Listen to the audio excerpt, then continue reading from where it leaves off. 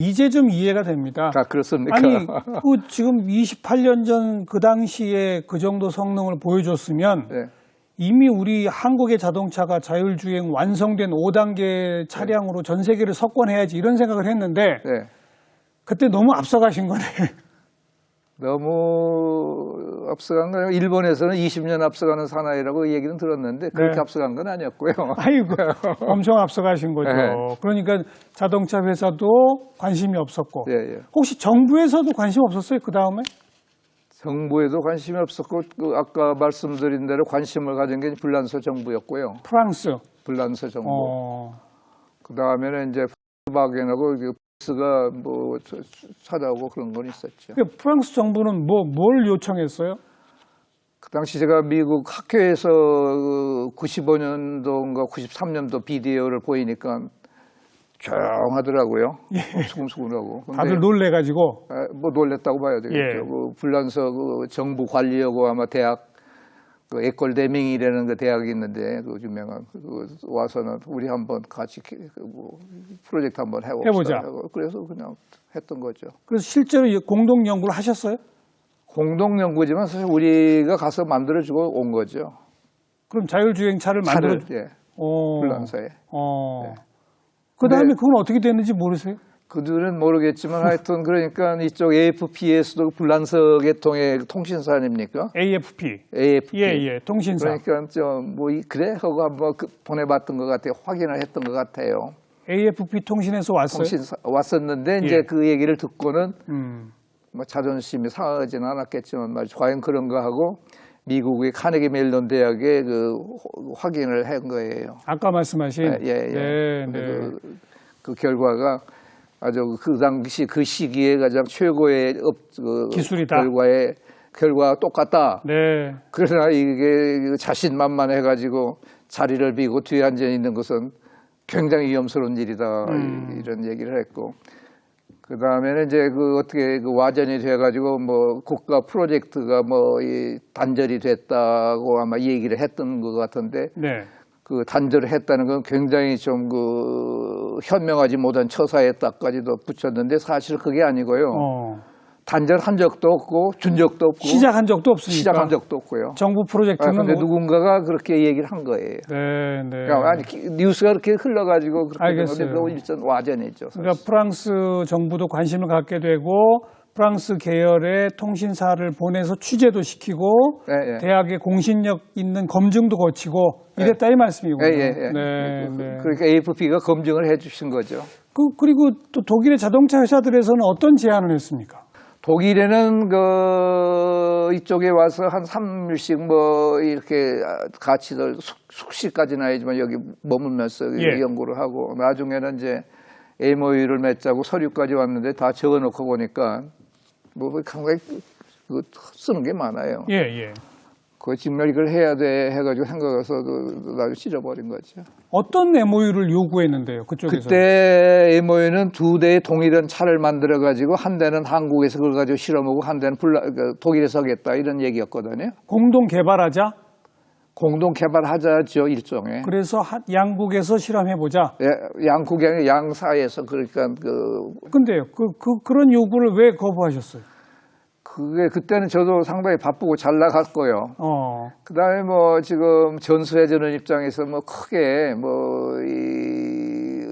기술 같은 게 별로 없는 것 같더라고요. 그래서 일단은. 독일 쪽 기술은 없더라? 그 당시는 없었죠. 그렇죠. 거의 없었죠. 일방적으로 우리 기술을 주는 거군요. 주는 거니까 조금 주춤한 거죠.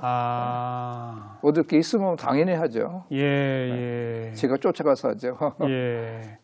그러면 아무튼 프랑스하고는 그래도 이제 시제품 같은 거 하나 가서 만들어 주신 게 있는 거고 독일 그 회사하고의 계약은 전부 다 이제 거절하신 거고. 근데 독일은 그게 자동차 회사 아닙니까? 예. 불란서는 자동차 회사라기보다는 정부고 그 기관이기 때문에 정부 연구기관. 학술적인 면에서는 뭐 줄만도 하죠.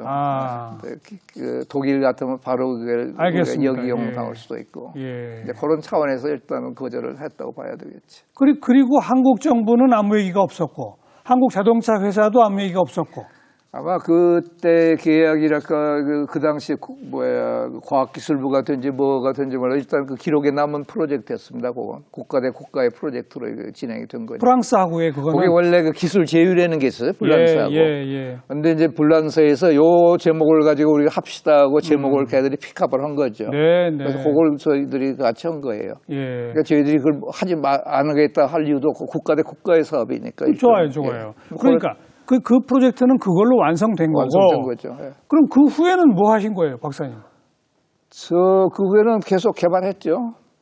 계속 개발했죠. 지금도 개발하고 지금도 개발해야 되죠. 그래서 여기에 저희들이 앞으로 토론 주제에 더 있을지 몰라도 아까도 말씀드린 것처럼 과거는 참 영광스러운 영예로운 시작이었는데 현재는 조금 아니기 시작한 것 같다는 얘기예요. 그러니까 전 세계 자율주행차 연구 수준에서 한국의 자동차 회사의 수준은 어느 정도입니까? 그거 말씀드리긴 어렵네요. 왜요? 별 볼 일이 없으니까요. 그럼 박사님이 이제 그 이후로도 꾸준히 연구하셔서 지금 현재 박사님이 획득해 놓고 있는 기술 수준이 있을 거 아닙니까? 박사님의 현재 기술 수준은 세계 순위에서 몇 등쯤 됩니까? 지금 이 수준이라는 게 아까도 제가 보였습니다만 이걸 지금은 각국의 이 자율주행 차량이 어느 정도 발전했느냐를 그냥 막연히 레벨 4다, 레벨 3다 너무 애매하잖아요. 애매하죠. 그래서 현재 지금 하고 있는 것은 사람이 개입하지 않고 갈 수 있는 거리가 얼마냐. 그걸 공식적으로 집계를 하고 있습니다. 그걸 전부 실험을 통해 테스트하는 거. 전부 실험을 통해서 이해됩니다. 제출하게 돼 있어요. 지금 1등이 어느 정도예요? 미국은 거의 4만 킬로. 4만 킬로미터? 4만 8천 킬로, 4만 5천 킬로, 4만 8천 킬로. 그러니까 4만 5천 킬로미터 자동차가 다니는 동안에 사람이 한 번도 건드리지 않아도 된다. 건드리지 않아도 4만 8천 킬로. 그럼 뭐 거의 5단계라고 봐야 되겠네요. 그죠? 5단계에 가깝다고 봐야 되겠죠. 그럼 그게 세계 1등 정도 수준이에요? 1등이 여기대로 보면 미국이죠. 그러니까 미국이고 약 4만 5천 킬로 정도까지 손 안 된다? 안 된다. 그럼 우리 박사님이 현재 갖고 계신 기술은 어떻습니까? 아마 그렇게 못 갈 거래요. 아마 부산 가는데 몇 번은 손을 대야 될 거래요. 그럼 차이가 많군요. 차이가 많죠.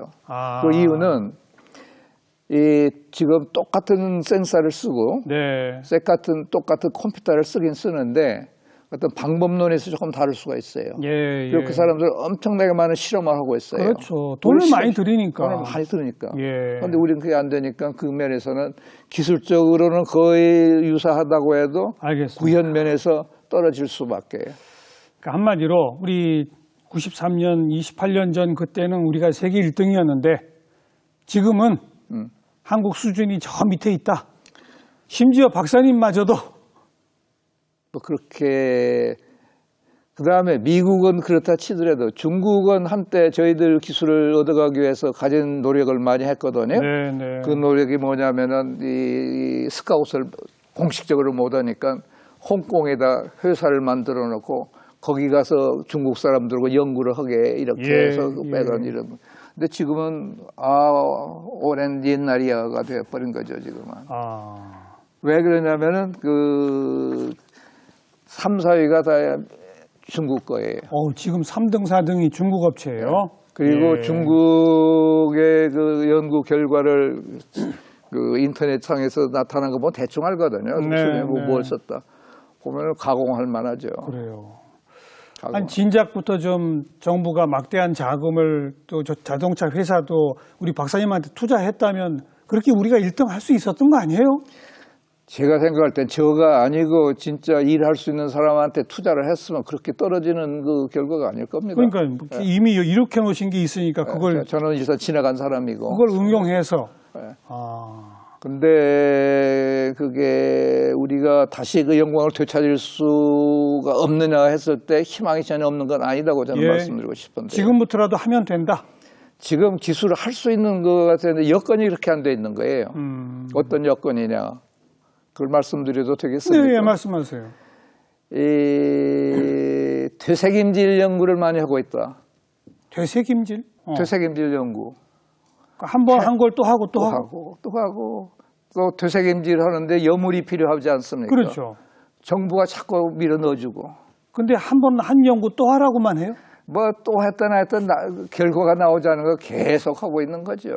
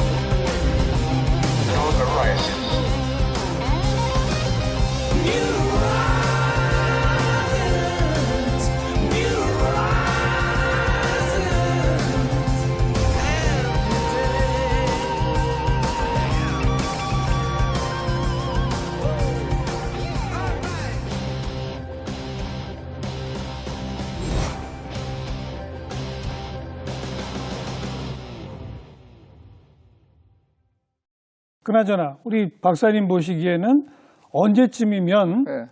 자동차에 사람 안 타고 그냥 집으로 차를 불러가지고 네. 내가 필요한 곳으로 가고 네. 이런 시대가 올까요? 글쎄요, 저는 안 오리라고 보는데요. 안 와요? 네. 아니 영화에는 뭐 다 이미 영화야 뭐 히트네몬에서 30년, 40년 전에 비디오 보면 다 하긴 나오잖아요. 했는데 예.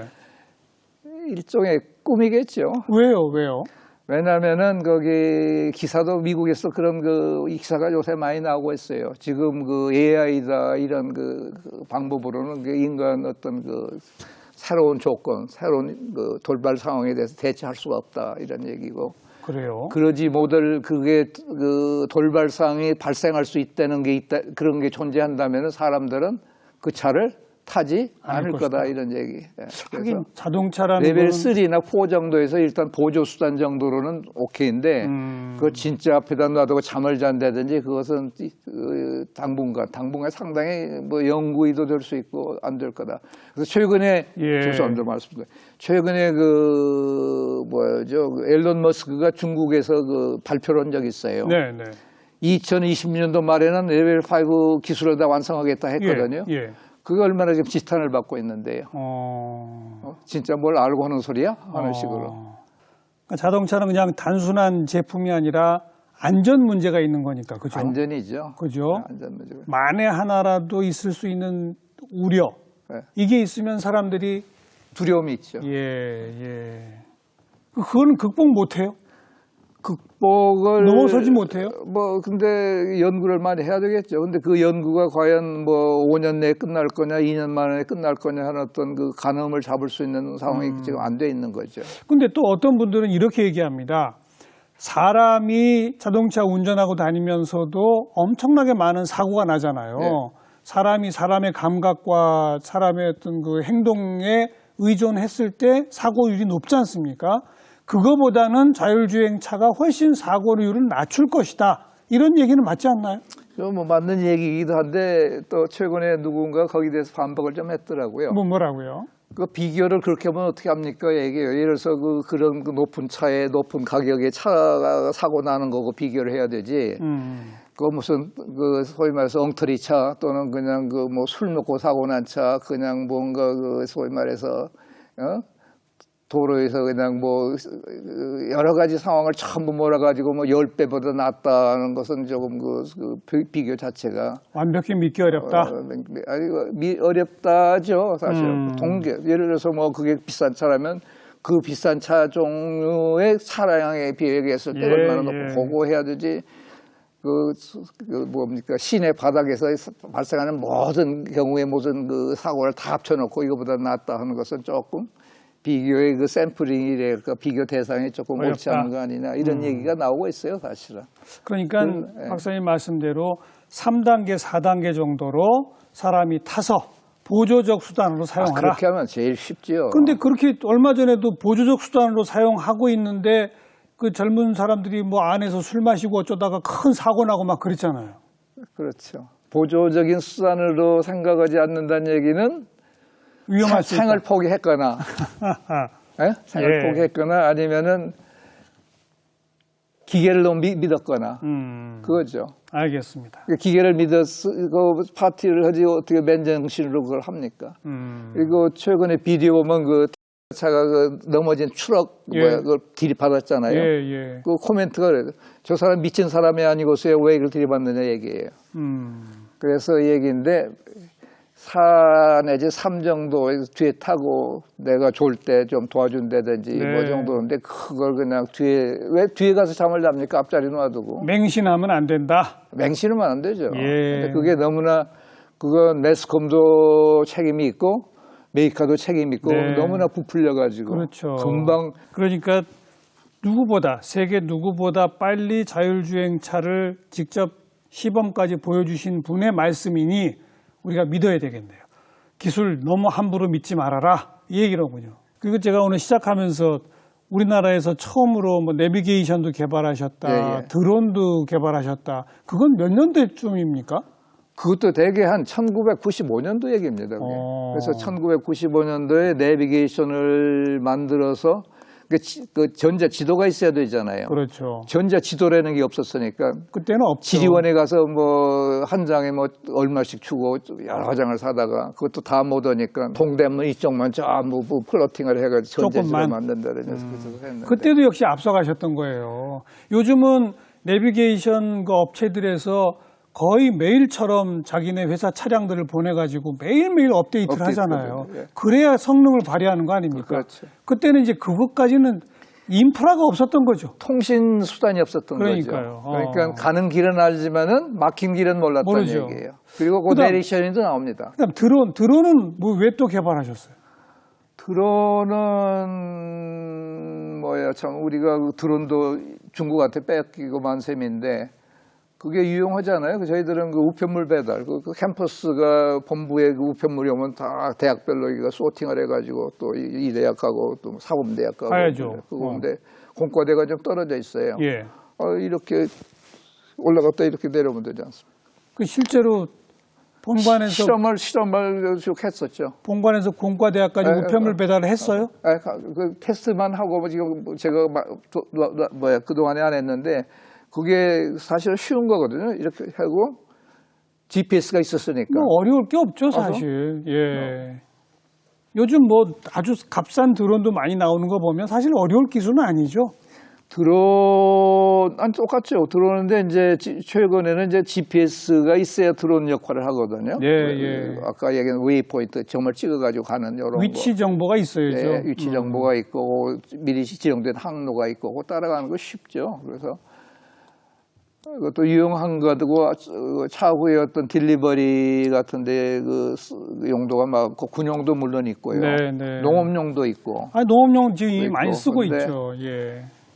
중국의 저가 또 기능도 좋고요. 일단 그게 다 차지하니까 우리로서는 참 씁쓸한 거죠. 근데 아무튼 그 모든 기술 박사님은 항상 시대를 앞서간 발명가였다 이렇게 불러야 되겠어요. 그건 아니고요. 할 일이 없으니까 뭐 새로운 게 없나고 한 거죠. 어려서부터 이런 쪽에 관심이 많으셨어요? 제가 어려서부터 조금 그 전자 쪽에 관심은 있었죠. 그래서 뭐 중학교 때 그 전자 올간 한번 만들어서 출품도 한 적도 있고, 근데 그 뭐 조그마한 일이고요. 일단은 그 관심은 있었어요. 그리고 남들보다 항상 새로운 거에 도전하는 호기심. 새로운 거 좀 뭔가 남이 생각하는 게 있으면 좋겠다 이런 걸 생각을 하고. 지금 현재 하고 계신 연구는 또 뭐가 있습니까? 자율주행차 연구 외에. 지금 하고 있는 것은 자율주행 기술을 응용하는 거죠. 어떻게요? 그러니까 지금까지 레벨 3냐 4냐 위험하다는 지금 인명의 관계가 있으니까 그렇죠. 하는 건데 예. 인명의 관계가 없는 분야도 있거든요. 예를 들면은 스마트팜, 농기계 같은 거. 예, 그 뭐 사람이 뭐 치여서 맞아요. 그 다음에 이 자율주행의 하나의 걸림돌 비슷한 것은 불필요한 규제. 예. 규제 면제 지역이 규제 면제가 아니고 규제가 없는 지역이 농촌이죠. 농촌이죠. 그러네요. 말씀 들어보니까. 그죠? 사람이 요새는 차량으로 모내기 하는데 네. 사람이 굳이 안 가고 네. 혼자 너 가서 모내기 하고 와라 해도 되게. 모내기 하지만 또 사람이 하는 게 있더라고요. 뭐 모판을 뭐 해가지고 장착을 하는데 이것도 해야 되니까 이건 맡겨놓고 장착하려고 뭐. 그러니까. 근데 그건 외국에는 굉장히 보편화된 건데 우리는 이제 시작입니다. 아, 그래요. 두 번째는 또 사람이 다치지 않을 때가 조금 교통법규가 규제가 없는 데가 또 있어요. 어디죠? 항만. 네. 예. 항만 내에 차량은 소위 말해서 교통 규제를 받지 않고 사람이 별로 없는 데란 말이에요. 그런 거. 그렇군요. 그 다음에 도심이라면은 배달 로봇. 배달 로봇. 배달 로봇한테 치여가지고 뭔가 부상을 당한 일은 거의 없을 거란 말이에요. 네. 그런 정도는 금방 빨리 일으킬 수 있는. 아, 자율주행은 안전과 연관되기 때문에 함부로 맹신하면 안 된다. 인명. 그러나 인명 안전과 좀 관계가 없는 지역에서는 얼마든지 할 수가 기술을 활용할 수 있다. 네, 알겠습니다. 그러니까 인명하고 관계가 없지만은 그래도 교통 규제가 있는 분야가 있어요. 어디죠? 청소차. 네. 뭐 크게 5km, 10km를 하는데 인명과 관계는 없거든요, 거의. 그 속도가 느리니까. 규제. 예, 그건 규제를 좀 풀어줄 필요도 있네요. 풀어줄 필요가 있죠. 청소차. 알겠어요. 쓰레기 수거차. 예. 그렇잖아요.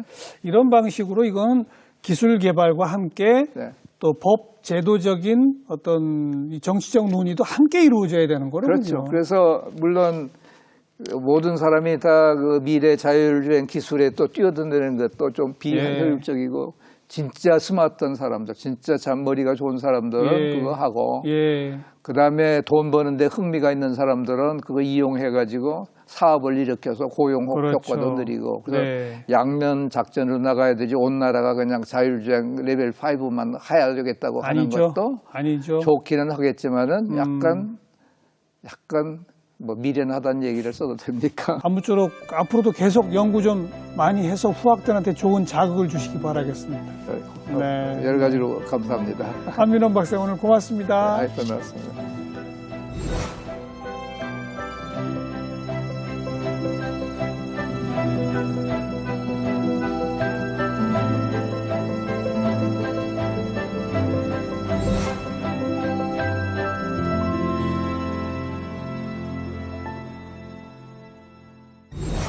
네, 누구보다 먼저 자율주행 기술을 개발했지만 그러나 신중해야 한다. 특히 인명과 관련된 것은 조심해야 한다. 이 말씀 우리가 꼭 귀담아 들어야 될 것 같습니다. 다음 시간 또 뵙죠. 안녕히 계십시오.